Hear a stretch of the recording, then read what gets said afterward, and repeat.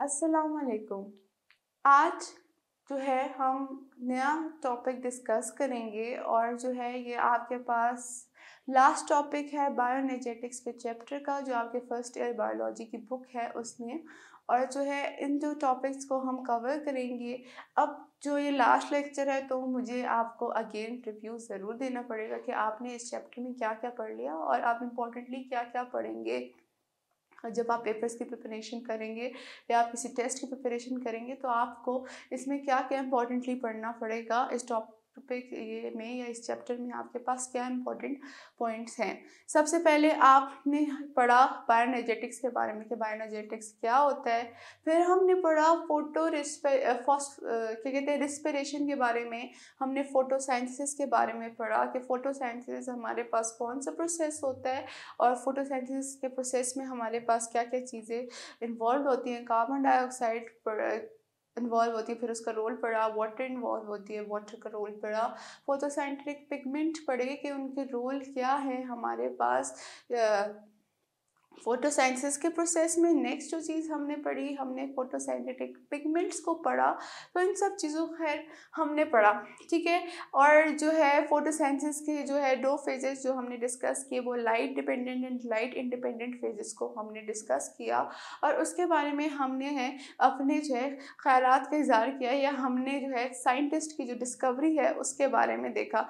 और जो है वो हमारे पास ज़्यादातर जो है कॉन्सेप्चुअल जो आया, वो टॉपिक हमारे पास जो है उसमें साइकिल आ गई आपके पास। और जो है उसमें आपके पास जो है केल्विन साइकिल आ गई और आपके पास जेड स्कीम आ गई।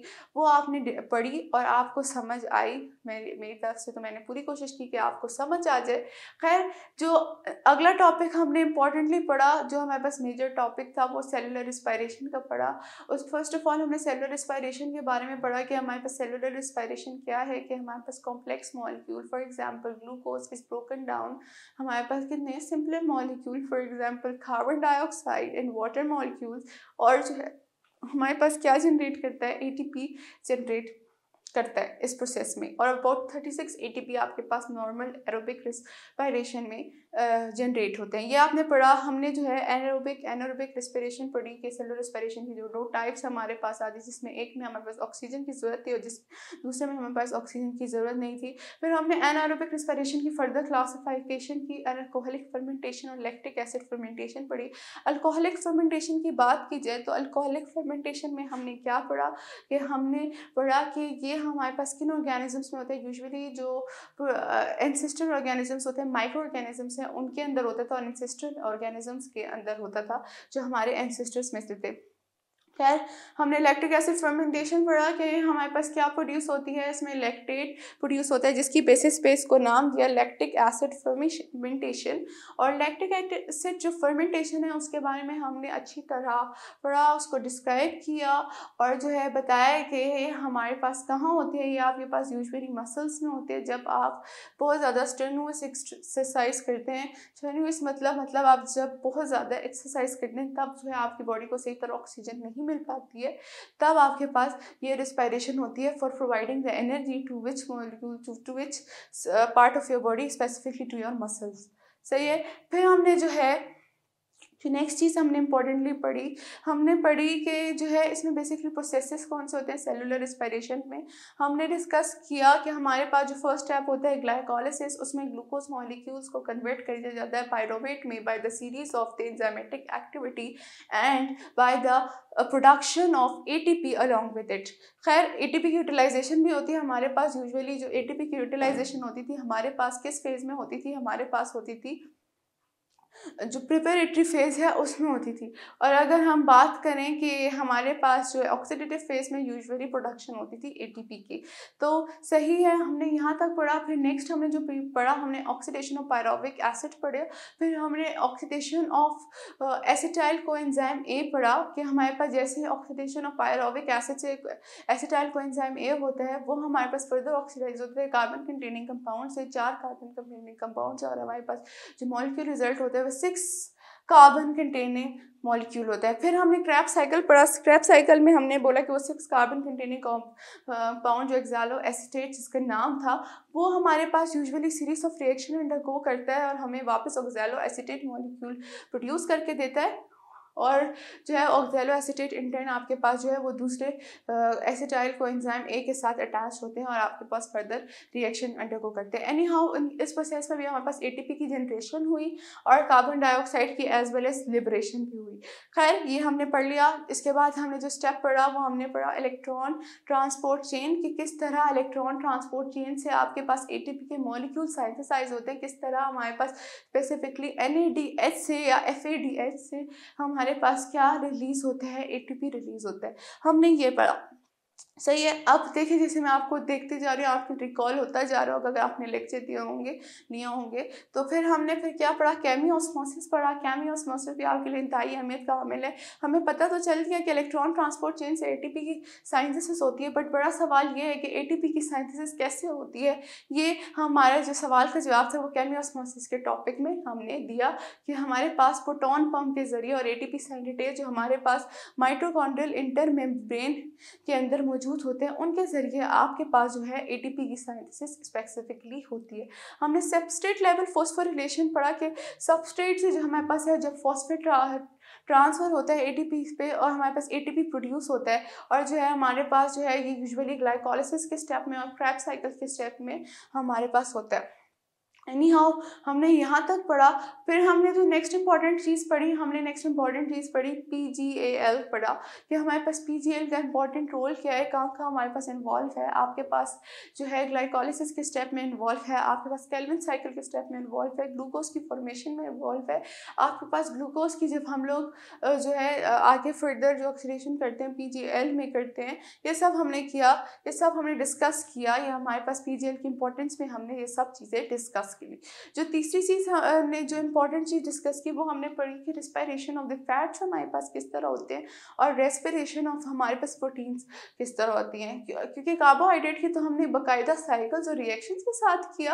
अब हमने जो है हमने देखना था कि हमारे पास जो फैट्स हैं जिनको हम कहते हैं कि हमारे पास अबंडेंट सोर्स ऑफ एनर्जी होते हैं, वो किस तरह हमें प्रोवाइड करते हैं, वो कैसे करते हैं। आपके पास फैटी एसिड और ग्लाइकोल में फर्स्ट ऑफ ऑल ब्रेक हो जाते हैं। ग्लाइकोल आपके पास जो है ग्लाइकोलिक जो आपके पास ग्लाइसोल है वो आपके पास ग्लाइकोलिक पाथवे को फॉलो करके आपके पास G3P बना देता है या PGL बना देता है और PGL इन टर्न आपके पास ग्लाइकोलाइसिस के प्रोसेस में यूटिलाइज होती है और पायरुवेट के मॉलिक्यूल सिंथेसिस करती है और आगे वही जो रिएक्शन हमारे पास होते हैं वही कि हमारे पास ऑक्सीडेशन ऑफ पायरुवेट और ये सब रिएक्शन आगे हमारे पास फर्दर होते हैं।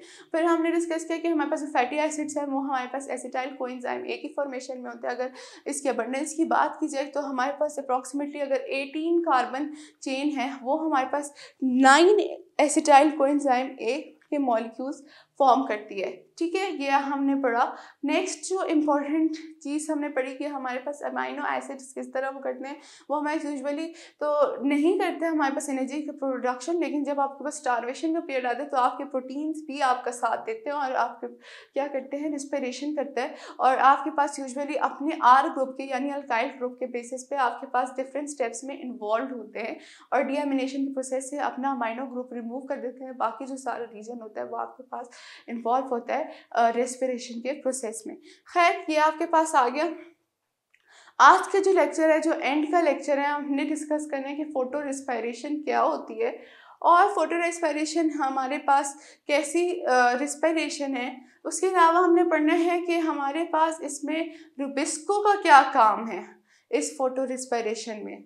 और अगर हम आगे जाएं तो हम आगे क्या पढ़ेंगे, हम पढ़ेंगे C4 प्लांट्स के बारे में कि C4 प्लांट्स क्या है। इससे पहले C4 प्लांट्स से पढ़ने पहले हम लोग डिसएडवांटेजेस डिस्क्राइब करेंगे कि हमारे पास क्या डिसएडवांटेजेस होती है। खैर ये हम सब डिस्कस करेंगे और एंड में मैं आपको जो है कंपैरिजन बताऊंगी C3 प्लांट का और C4 पाथवे का कंपैरिजन बताऊंगी। आपको अब लर्निंग आउटकम्स बताती हूँ कि आप अगर मेरा लेक्चर अटेंड करेंगे तो आपको आज क्या क्या पता चलेगा और स्पेसिफिकली जो आपके पास 10th lecture of this topic है, ये 10th lecture of this chapter है, वो आप जब पढ़ेंगे आपको क्या पता चलेगा। सबसे पहले आपको पता चलेगा लर्निंग आउटकम्स में आपको क्या पता चलेगा। सबसे पहले आपको पता चलेगा कि हमारे पास फोटो रेस्पिरेशन क्या होती है। ठीक है, फोटो रेस्पिरेशन के बाद पता चलेगा कि हाउ ठीक है।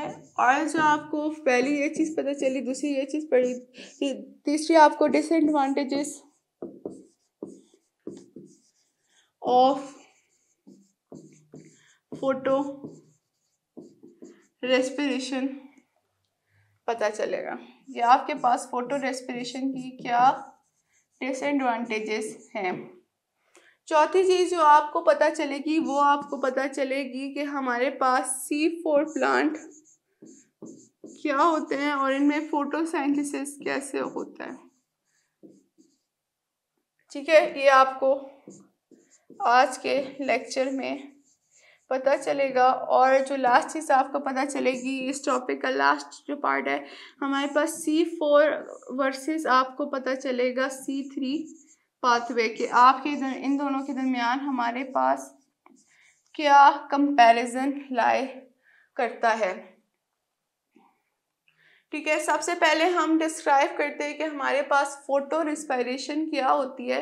इसको फर्स्ट ऑफ ऑल मैं आपको कंपेयर करके देती हूँ फोटोसिंथेसिस के प्रोसेस से और रेस्पिरेशन के प्रोसेस से।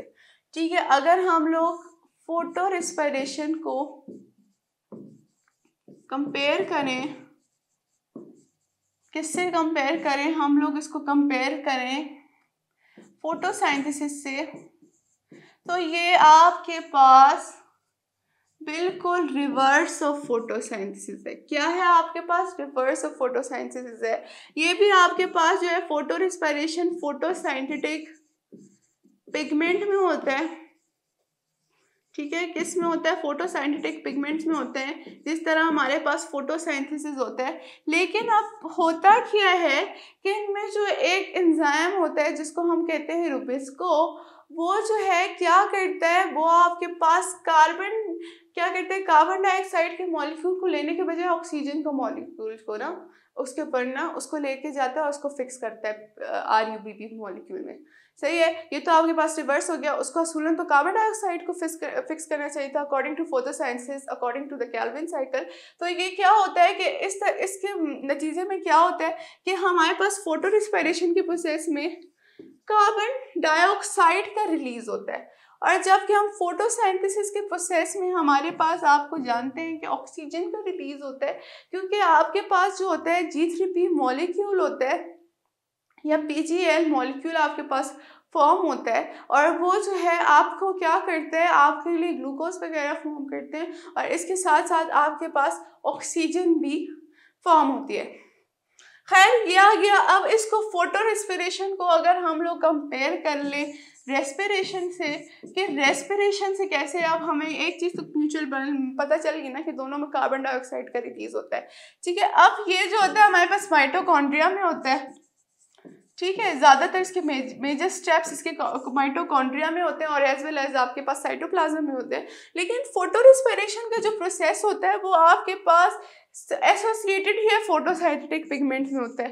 ठीक है, और फोटोसिंथेटिक पिगमेंट के साथ साथ हमारे पास कहाँ होता है, हमारे पास माइटोकॉन्ड्रिया में होता है और प्लांट, और जो है और उसके साथ साथ एडिशनल जो इसके पार्ट्स होते हैं यानी पर ऑक्सीसोम्स के अंदर ये इसका पूरा रिएक्शन होता है। ठीक है, और अगर हम इसकी बात करें, यूजुअली आपके पास जो रेस्पिरेशन होती है प्लांट्स के अंदर वो आपके पास रात के वक्त होती है, नाइट टाइम आपके पास होती है। ठीक है, और जो आपके पास फोटोसिंथेसिस का प्रोसेस है, फोटोसिंथेसिस का प्रोसेस वो आपके पास किधर होता है, वो आपके पास होता है, हमारे पास किधर होता है, हमारे पास यूजुअली फोटो रेस्पिरेशन का प्रोसेस आपके पास यूजुअली डे टाइम पे होता है। खैर आपको पता चल गया कि हमारे पास कंपैरिजन कैसे हो गया। सबसे पहले हमने बता दें कि दोनों से ही डिफरेंट है, इसका डिफरेंट ही मैकेनिज्म है। अब इसकी डिफरेंट मैकेनिज्म को हम स्टडी करेंगे, और हमारे पास डिफरेंट मैकेनिज्म में हमने स्टडी करना है कि how RUBP reacts with oxygen in photo respiration. अगर बात की जाए, हमारे पास एक एंजाइम होता है जिसको हमने रुबिस्को नाम दिया था, वो जो है फिक्स करता है कार्बन डाइऑक्साइड के मॉलिक्यूल को किस में, राइबोलोज बिसफॉस्फेट में 5 कार्बन शुगर जिसमें 2 फॉस्फेट के ग्रुप अटैच होते हैं उसके साथ जो है उसको अटैच कर देता है। किसको अटैच करता है? आपके पास अटैच कर देता है कार्बन डाइऑक्साइड के मॉलिक्यूल में, और इस तरह आपके पास 6 कार्बन मॉलिक्यूल प्रोड्यूस करता है। बट यहाँ पे जो ये रुबिस्को है, ये जो आपके पास रुबिस्को नाम का एंजाइम है, ये आपके पास कार्बो ऑक्सीलेज एक्टिविटी भी कर सकता है, मतलब कार्बन डाइऑक्साइड को भी फिक्स करता है और ऑक्सीजनेस एक्टिविटी भी फिक्स करता है कि आपके पास जो है ऑक्सीजन को रुबिस्को के साथ अटैच कर देता है, और एज ए रिजल्ट हमारे पास क्या होता है, राइबोलोज बिसफॉस्फेट हमारे पास डिफरेंट कंपाउंड में कन्वर्ट हो जाता है। और अगर आपको बात की जाए कि ये जो कैल्विन साइकिल होता है यूजुअली आपके पास स्टोरमा में होता है, और जो हमारे पास क्या कहते हैं फोटो रिस्पायरेशन होती है वो आपके पास स्टोरमा के बजाय भी होती है। फॉर एग्जाम्पल अगर हम बात करें यहाँ से क्लोरोप्लास्ट से स्टार्ट करते हैं, यहाँ पे क्लोरोप्लास्ट में RuBB मॉलिक्यूल, राइबोलोज बिसफॉस्फेट मॉलिक्यूल आपके पास ऑक्सीजन के मॉलिक्यूल के साथ रिएक्ट करती है। In the presence of enzyme हमारे पास एंजाइम का नाम ही बता देते हैं रुबिस्को, ठीक है। रुबिस्को इसको जो है फिक्स करता है, ऑक्सीजन को फिक्स करता है इन RuBP यानी यहाँ पर राइबोलोज बिसफॉस्फेट के साथ, और हमारे पास किसमें कन्वर्ट कर देता है, फॉस्फोग्लाइकोलिक एसिड और हमारे पास PGA मॉलिक्यूल के साथ। अगर बात की जाए हमारे पास जो फोटोसिंथेसिस का प्रोसेस होता है इसमें आपके पास क्या प्रोड्यूस होता है, आपके पास PGL प्रोड्यूस होता है, लेकिन यहाँ पे आपके पास जो है फॉस्फोग्लाइकोलिक एसिड प्रोड्यूस होता है, उसके साथ साथ PGA भी फॉर्म होता है। अब इस फॉस्फोग्लाइकोलिक एसिड से हमारे पास एक फॉस्फेट रिमूव हो जाता है, ठीक है, एक फॉस्फेट रिमूव हो जाता है, और ये अब आपके पास पीछे क्या रह जाता है, ग्लाइकोलिक एसिड रह जाता है। अच्छा, जो प्लांट कुछ ग्लाइकोलिक एसिड या ग्लाइकोलेट आपके पास जो है कुछ प्लांट्स में या फिर आपके पास एल्गी वगैरह में ये आपके पास रेडिली मतलब एक्सक्रीट किए जाते हैं, लेकिन जब हम लोग प्लांट्स की बात करें जो हमारे पास जो लैंड पे प्लांट्स होते हैं उनमें जो है इतनी अडेप्शन नहीं होती है कि वो ग्लाइकोलिक एसिड को रिलीज करें। खैर, अब जो है हमने क्या बोलना है, हमने बताया कि जो है ग्लाइकोलिक एसिड फॉर्म होता है, ठीक है। ये ग्लाइकोलिक एसिड हमारे पास जो है क्लोरोप्लास्ट से जाके ट्रांसफर हो जाता है आपके पास पेरोक्सिसोम्स। पेरोक्सिसोम्स से आप पढ़ चुके होंगे, आप लोगों ने पढ़ा होगा फर्स्ट चैप्टर में अबाउट आपके पास ग्लाइकोक्सिसोम्स और पेरोक्सिसोम्स के बारे में पढ़ा होगा। पेरोक्सिसोम में आपके पास स्पेसिफिक फंक्शन में भी यही बोला गया होगा कि ये ऑर्गेनली आपके पास प्लांट्स के अंदर होती है और फोटो रिस्पायरेशन के प्रोसेस में काम आती है। ये मुझे यकीन है ये आपने पढ़ा है, ये चैप्टर 1 में आपने पेरोक्सिसोम्स के टॉपिक में पढ़ा है, ठीक है। ये ग्लाइकोलिक एसिड, ठीक है, ये जो ग्लाइकोलिक एसिड है वो आपके पास जो है किसके साथ, हाइड्रोजन परऑक्साइड के साथ रिएक्ट करके आपको ग्लाइसिन दे देता है। ग्लाइसिन जब आपके पास फॉर्म होती है, ठीक है, ग्लाइसिन आपके पास जो है कन्वर्ट हो जाती है, किस में कन्वर्ट होती है, हमारे पास जो है 2 मॉलिक्यूल्स ऑफ ग्लाइसिन आपके पास जाती है हमारे पास माइटोकॉन्ड्रिया में। आप कहाँ गई, देखें कि ये एक पूरा साइकिल ही बन गया। आपके पास पेरोक्सिसोम से कहाँ गई, ग्लाइसिन में कन्वर्ट हुई पेरोक्सिसोम में, और आपको कहाँ पहुंचा दिया, आपको पहुंचा दिया माइटोकॉन्ड्रिया में। प्लांट की बॉडी के अंदर माइटोकॉन्ड्रिया तक आप अभी पहुंच चुके हैं। अब जो 2 मॉलिक्यूल्स ऑफ ग्लाइसिन है ये अपने से NH3 group as well as carbon dioxide release करेंगे, एज वेल एज इनकी जो हमारे पास क्या होगी, हमारे पास ऑक्सीडेशन होगी, और ये हमारे पास किस में कन्वर्ट हो जाएंगे, सेराइन में कन्वर्ट हो जाएंगे। मतलब अगर मैं आपको लिख के दूँ कि जो ग्लाइकोलेट है इनिशियली आपके पास कन्वर्ट हो जाएगा ग्लाइसिन में, ठीक है, ग्लाइसिन अमाइनो एसिड, ठीक, ग्लाइसिन अमाइनो एसिड। फिर ग्लाइसिन अमाइनो एसिड हमारे पास जब माइटोकॉन्ड्रिया में आ जाएगा, इसमें से कार्बन डाइऑक्साइड रिलीज होगा as well as NH3 release होगा। इसके साथ साथ आपके पास इसकी ऑक्सीडेशन होगी। ऑक्सीडेशन कैसे कौन करेगा, NADH करेगा, यानी हमारे पास एनर्जी का भी बाकायदा यूज होगा इस प्रोसेस में, ठीक है। और आपके पास क्या हो जाएगा, सेराइन प्रोड्यूस हो जाएगा। अब जो सेराइन है ये वापस आपके पास पेरोक्सिसोम में जाएगा, और पेरोक्सिसोम में इसको ब्रेक डाउन कर दिया जाएगा हाइड्रोक्सी पायरोविक एसिड में। हाइड्रोक्सी पायरोविक एसिड फिर वापस आपके पास क्या होगा, आपके पास रिड्यूस हो जाएगा इनटू व्हाट, इनटू ग्लाइसेरिक एसिड। ये ग्लाइसेरिक एसिड पेरोक्सिसोम से वापस क्लोरोप्लास्ट की तरफ जाएगा और इसमें जो है हमारे पास एटीपी का यूज हो जाएगा और हमारे पास वो पीजीए में कन्वर्ट होगा और पीजीए यानी हमारे पास फॉस्फोग्लाइसरल एल्डी फॉस्फोग्लाइसेरिक एसिड जो कि हमारे पास रिडक्शन, जो कि हमारे पास फर्स्ट फेज में यानी कार्बन फिक्सेशन फेज में जब फॉर्म होता था, फिर उसमें जो है फर्दर जो आप कहते हैं क्लोरोप्लास्ट के अंदर जो कैल्विन साइकिल होती है उससे वापस आपके पास RUBP बन जाएगा, राइबोलोज बिसफॉस्फेट, और ये हमारे पास वापस जो है फोटो रिस्पायरेशन के प्रोसेस को करने के काबिल हो जाएगा।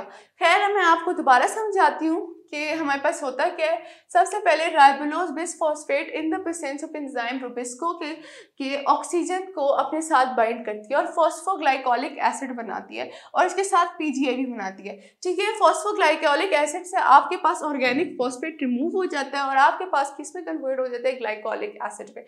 ग्लाइकोलिक एसिड्स आपके पास क्लोरोप्लास्ट से पेरोक्सिसोम्स की तरफ जाते हैं और पेरोक्सिसोम में ग्लाइकोलिक एसिड आपके पास रिएक्ट करते हैं और आपको ग्लाइओक्सैलिक एसिड बनाते हैं और वो आपके पास इंटेंट किसके साथ फॉर्म होते हैं, वो आपके पास हाइड्रोजन परऑक्साइड के साथ रिएक्ट करते हैं। परऑक्साइड्स में परऑक्सिसोम्स आपने नाम से पता चला कि मतलब इसमें परऑक्साइड आए।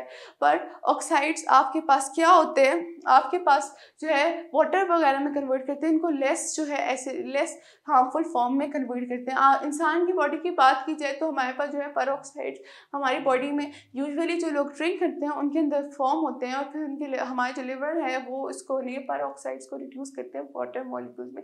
खैर ये जो है हमारी बात हुई, लेकिन इनमें भी जो है परऑक्साइड्स कोई अच्छे नहीं होते। हाइड्रोजन परऑक्साइड फॉर्म होता है, वो ग्लाइकोलिक एसिड ग्लाइओक्सैलिक एसिड फिर हमारे पास फर्दर ग्लाइसिन देता है। ग्लाइसिन के 2 मॉलिक्यूल्स हमारे पास माइटोकॉन्ड्रिया में जाते हैं, फिर वहाँ पे उसकी डीअमाइनेशन होती है, मतलब उसमें से अमाइनो ग्रुप रिलीज होता है, उसके साथ साथ कार्बन डाइऑक्साइड रिलीज होता है और इसके साथ हमारे पास इसकी क्या हो जाती है, ऑक्सीडेशन हो जाती है, जो है इसमें से हाइड्रोजन रिमूव कर दिया जाता है और सिराइन में कन्वर्ट हो जाता है। अब सिराइन जो है इंटर्न हमारे पास वापस पेरोक्सिसोम में जाता है, वहाँ पे हाइड्रोक्सी पायरोविक एसिड में कन्वर्ट होता है, फिर इसकी फर्दर हमारे पास क्या होती है, रिडक्शन होती है, फिर ये हमारे पास ग्लाइसेरिक एसिड देता है। ये ग्लाइसेरिक एसिड आपके पास क्लोरोप्लास्ट में जाता है और क्लोरोप्लास्ट में जाने के बाद जो एटीपी के मॉलिक्यूल्स है इसमें एनर्जी प्रोवाइड करते हैं और इसको वापस पीजीए में कन्वर्ट करते हैं और पीजीए से वापस OPGL बनता है। PGL हमारे पास इंटर्न उनके 5 मॉलिक्यूल्स मिलके हमारे पास राइबोलोज बाइफॉस्फेट वापस देते हैं, आपके पास रिएक्शन कंप्लीट हो गई। ये मैंने आपको 2 दफ़ा साइकिल समझा दी है।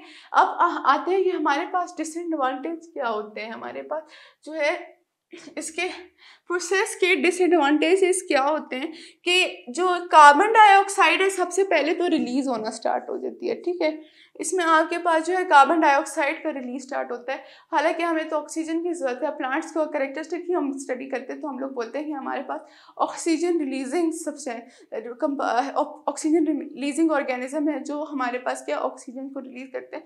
बट फोटो रिस्पायरेशन का एक वाहिद प्रोसेस है जिसके ज़रिए ये हमारे पास कार्बन डाइऑक्साइड रिलीज करता है और इसके अलावा हमारे पास जो कार्बन डाइऑक्साइड की फिक्सेशन है ना उसको भी कम करता है।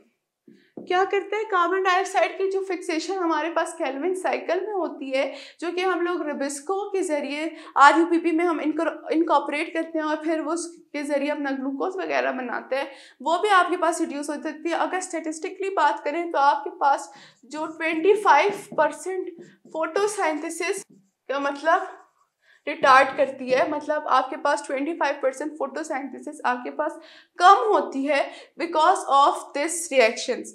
तो एनी हाउ हमने ये सब डिस्कस कर लिया। अब जो हमने नेक्स्ट टॉपिक डिस्कस करना है फोटोसिंथेसिस ऑफ C4 प्लांट। अब C4 प्लांट्स ऐसे कौन से प्लांट है आपको मैं बताती हूँ। सबसे पहले अगर मैं बताऊँ आपको केल्विन साइकिल के बारे में, केल्विन साइकिल में आपको पता है उसको C3 साइकिल भी कहते हैं। क्यों कहते हैं, क्योंकि जो इसमें पहला स्टेबल कंपाउंड होता है वो 3 कार्बन कंटेनिंग होता है, उसका नाम क्या होता है, PGA होता है, फॉस्फोग्लाइसेरिक एसिड होता है। ठीक है, अगर हम इन प्लांट्स की बात करें तो इनके दरमियान जो इनके कार्बन डाइऑक्साइड की फिक्सेशन से हमारे पास जो फर्स्ट स्टेबल कंपाउंड प्रोड्यूस होता है वो हमारे पास 4 कार्बन कंटेनिंग होता है, मतलब इसमें हमारे पास क्या होते हैं 4 कार्बन मॉलिक्यूल्स होते हैं। इस वजह से ऐसे प्लांट्स को हम क्या देते हैं C4 प्लांट्स कहते हैं। और ये आपके पास अंडर कब होते हैं, जब आपके पास सवीर कंडीशन होती है, आपके पास जो है न्यूट्रिएंट की एक्सेस नहीं होती है, न्यूट्रिएंट आपके पास इन शॉर्टेज में होते हैं, आपके पास जो है न्यूट्रिएंट कम होते हैं, तब आपके पास यूजुअली ये पाथवे फॉलो किया जाता है। अगर इसकी बात की जाए, जैसे कि आपके पास साइकिल दी गई है कि ये हमारे पास किस तरह परफॉर्म होती है। सबसे पहले जो कार्बन जो हमारे पास होता है एंजाइम जो यूज़ होता है, हमारे पास जो एंजाइम हमारे C3 साइकिल में या C3 पाथवे में यूज़ होता है, वो रुबिस्को होता है, राइबोलोज बिस फॉस्फेट कार्बो ऑक्सीलेज एंजाइम, जो कार्बन डाइऑक्साइड को फिक्स करता है। बट यहाँ पे जो एंजाइम है वो आपके पास डिफरेंट आ जाता है। आपके पास आता है PEP कार्बो ऑक्सीलेज। अगर इसकी बात की जाए, ये हमारे पास क्या है फॉस्फोफिनोल पायरुवेट। क्या ये हमारे पास है फॉस्फोपायरुवेट, ठीक है। ये हमारे पास फॉस्फोफिनोल पायरुवेट कार्बो ऑक्सीलेज एंजाइम होता है। वो हमारे पास क्या करता है, कार्बन डाइऑक्साइड को जो है चेंज करता है हमारे पास, या फिर हमारे पास एक important free carbon containing molecule, यानी हमारे पास जो मॉलिक्यूल है फॉस्फोफिनोल पायरुवेट को कन्वर्ट करता है 4 carbon containing molecule oxalo acetate में, ठीक है। और जाहिर सी बात है, जिस तरह ATP आपके पास केल्विन साइकिल में यूटिलाइज होती है, इसी तरह हमारे पास लाइट डिपेंडेंट फेज में जो ATP प्रोड्यूस होती है वो आपके पास इस प्रोसेस में यूटिलाइज होती है, ठीक है। Oxaloacetate 4 carbon compound further break down होता है हमारे पास एक और कंपाउंड में, जिसका नाम है मेलेट। सही है। मेलेट जो है हमारे पास कार्बन डाइऑक्साइड ट्रांसफर करता है केल्विन साइकिल को, और हमारे पास स्पेशल शीट ऑफ सेल की तरफ ले जाते हैं, जिनको कहते हैं हम लोग बंडल शीट सेल की तरफ हमारे पास कार्बन डाइऑक्साइड लेता है। इसके अलावा मेलेट जो है वापस 3 कार्बन कंपाउंड में ब्रेक डाउन होता है पायरुवेट में, फिर पायरुवेट इसमें वापस ATP एक्ट करते हैं। पायरुवेट जो है इस 3 कार्बन कंपाउंड को पे ATP इस पे ऐड करता है, उसमें एक और फॉस्फेट का ग्रुप अटैच हो जाता है और आपके पास PEP का फॉर्म हो जाती है, जो कि हमारे पास मैंने आपको बताया फॉस्फोफिनोल पायरुवेट है। मेलेट इस कार्बन डाइऑक्साइड को लेके जाती है केल्विन साइकिल में, और केल्विन साइकिल से जो हमारे पास शुगर प्रोड्यूस होती है वो आपके पास वस्कुलर टिश्यूज़ में होती है। ये मेलेट आपके पास यूजुअली किसके जरिए आता है, आपको प्लाज्मोडेस्माटा यानी हमारे पास जो बीच में ओपनिंग होती है उनके दरमियान से आता है।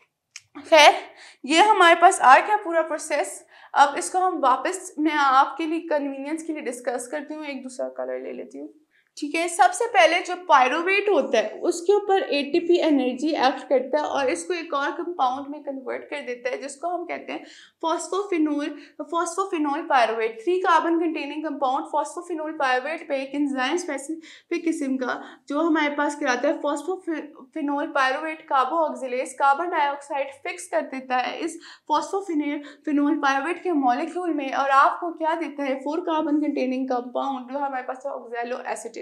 ऑक्सैलो एसीटेट इन टर्न आपके पास मेलेट की प्रोडक्शन में करता है, और मेलेट आपके पास क्या होता है, वो आपके पास लेके जाता है कार्बन डाइऑक्साइड किस तरफ, कार्बन डाइऑक्साइड आपको लेके जाता है केल्विन साइकिल को प्रोवाइड करने के लिए। और इसके अलावा जो है मेलेट वापस हमारे पास रिएक्शन अंडरगो करके हमारे पास पायरुवेट भी देता है, ठीक है। केल्विन साइकिल से जो हमारे पास शुगर प्रोड्यूस होती है वो इंटर्न आपके पास फिर वस्कुलर टिश्यूज में ट्रांसफर होती है। ये जो पाथवे है वो डिफरेंट है फ्रॉम फोटोसिंथेसिस, इसलिए इसको C4 प्लांट, जिन प्लांट्स में होते हैं उनको C4 प्लांट कहते हैं, और जो पाथवे इसको है इसको कहते हैं C4 पाथवे। खैर, ये हमने डिस्कस कर लिया। आज हमने अभी तक क्या डिस्कस किया, हमने फोटो इंस्पायरेशन के प्रोसेस को डिस्कस किया। फोटो इंस्पायरेशन के प्रोसेस के बाद हमने जो है डिस्कस किया फोटोसिंथेसिस एंड C4 प्लांट्स। अब जो नेक्स्ट चीज़ हमने डिस्कस करनी है वो है हमारे पास comparison between C3 plants and C4 plants, या फिर हम पास कंपैरिजन बिटवीन C3 पाथवे या C4 पाथवे। ऑब्वियसली वो प्लांट जो मैंने पहले बता दिया, जो आपके पास C3 पाथवे रखेंगे उनको C3 प्लांट्स कहेंगे, और जो प्लांट्स आपके C4 पाथवे रखेंगे उनको C4 प्लांट्स कहेंगे। अब जो है हम लोग डिस्कस करते जाते हैं, यहाँ पे 6 पॉइंट्स हैं और हम लोग उसको फर्दर डिस्कस।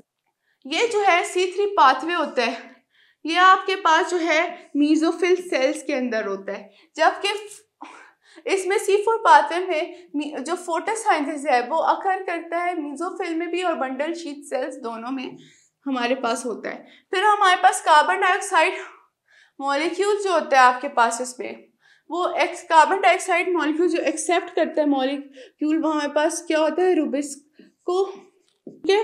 और अगर इसमें बात करें कि कार्बन डाइऑक्साइड मॉलिक्यूल कौन एक्सेप्ट करता है, फॉस्फोफिनोल पायरोवेट एक्सेप्ट करता है, यानी PEP, ठीक है।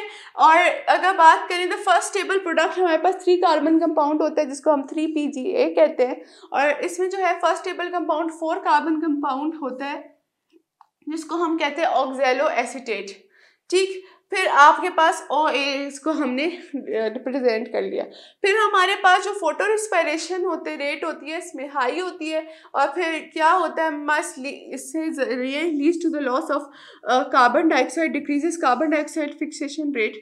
यानी ये फोटो रिस्पायरेशन ऐसे प्लांट के अंदर ज़्यादा होती है, और जो है हमारे पास जो है जो बहुत ज़्यादा फिक्स्ड कार्बन डाइऑक्साइड है इस प्रोसेस के ज़रिए जो होता है रिलीज हो जाता है। अगर इसमें बात करें हमारे पास फोटो रिस्पायरेशन ऑलमोस्ट नेग्लिजिबल होती है, मतलब ज़रे बराबर होती है, हमारे पास इतनी इंपॉर्टेंस नहीं होती है, होती ही मतलब बहुत कम होती है, और फिर इस तरह हमारे पास कार्बन डाइऑक्साइड फिक्सेशन ज़्यादा हो जाती है। ऑप्टिमम टेम्परेचर जिस पे ये होते हैं हमारे पास C3 पाथवे का, वो हमारे पास 22-25 सेल्सियस है, और ऑप्टिमम टेम्परेचर अगर इसकी बात करें ये हमारे पास 30-45 सेल्सियस है। अगर हम प्लांट्स की बात करें तो ये किन किन में होता है, C3 प्लांट्स हमारे पास राइस हो गया, बीट और पोटैटो में होता है, और जबकि C4 प्लांट हमारे पास कौन से होते हैं, मेज होते हैं, शुगर केन होते हैं, और इसके अलावा कुछ जो है बैक्टीरियाज भी होते हैं, ट्यूबुलस और एमेरेंथस जो है आपके पास उनके अंदर भी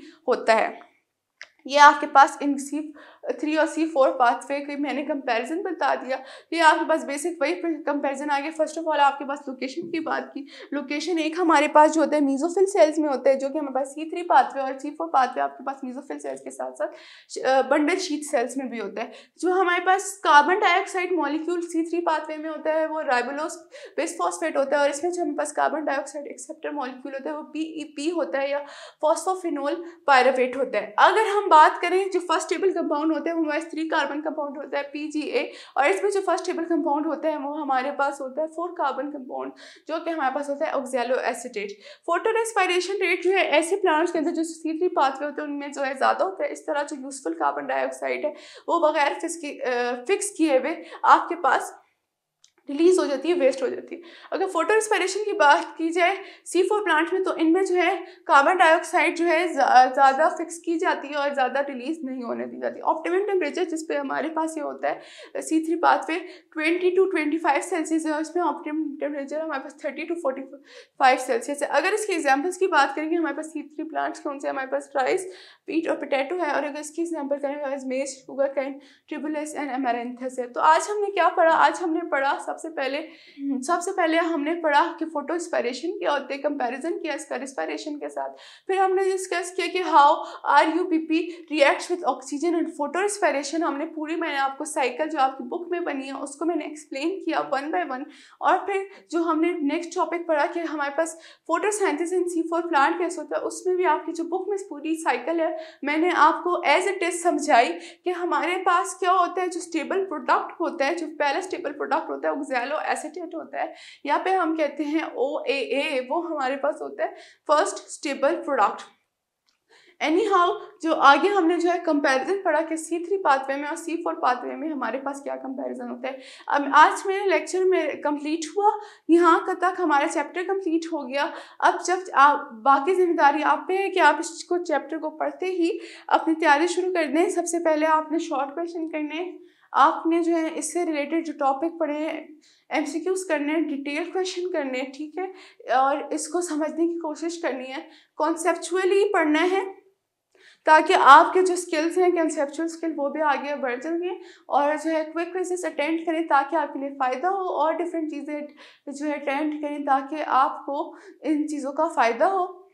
ठीक है, जो आपने ये पढ़ा है और आपके काम आए, और जो है इसको घर में डिस्कस करें, अपने फ्रेंड्स से डिस्कस करें, टीचर से डिस्कस करें, क्योंकि डिस्कस की भी चीज़ आपके दिमाग में ज़्यादा देर बैठती है। हर लेक्चर के एंड में मैं बोलती हूँ प्लीज़ केमिस्ट्री की बुक पहले पढ़ें, फिर ये चैप्टर स्टार्ट करना शुरू करें, क्योंकि इसमें जो बहुत ज़्यादा टर्म्स है वो बायोकेमिस्ट्री के टॉपिक से रिलेटेड है, हमारे पास केमिस्ट्री के टॉपिक से भी रिलेटेड है। इसके अलावा अगर आप 9th की बुक है आपके पास बर्सिस्तान बोर्ड की, उसमें भी आपके पास बायोएनर्जेटिक्स का चैप्टर है। अगर आपने बेसिक्स से पहले पढ़ना है और फिर कॉम्प्लेक्सिटी की तरफ आने, पहले बेसिक्स से आप पढ़ लें वहाँ पे, और ताकि आपके लिए आसानी हो जाए। ये सब करें, आप इस चैप्टर को पढ़ें, ये इंपॉर्टेंट चैप्टर है, स्किप ना करें इस चैप्टर को देख के कि इसमें इतने रिएक्शन है, इतना मुश्किल चैप्टर है। ये इतना भी मुश्किल नहीं है, आपके लिए अच्छा ही होगा। आप उसको रीड करें और जो है इंटरेस्ट के साथ रीड करें। अच्छे केमिस्ट्री के स्टूडेंट हैं तो अच्छी तरह समझ जाएगा, और अगर बुरे हैं तो अच्छे हो जाएं, क्योंकि इस चैप्टर को पढ़ने के लिए आपकी केमिस्ट्री अच्छी होनी चाहिए, क्योंकि इसमें जो है ऐसी टर्म्स वगैरह यूज़ की गई हैं जो आप जो है इंग्लिश डिक्शनरी से नहीं समझ सकते। आपको इसके लिए अच्छी केमिस्ट्री होना लाजमी है। खैर, इसको सही तरह पढ़ें, अच्छी तरह इसको समझें, इसको जो है short question, quick quizzes solve करें और डिस्कस करें। और जो है मेरी तरफ से आज तक के लिए इतना काफ़ी है, और जो है मेरी तरफ से जो है मेरी जिम्मेदारी पूरी होगी। अब जिम्मेदारी आप पे आती है कि आप क्या करते हैं। थैंक यू एंड अल्लाह हाफिज़।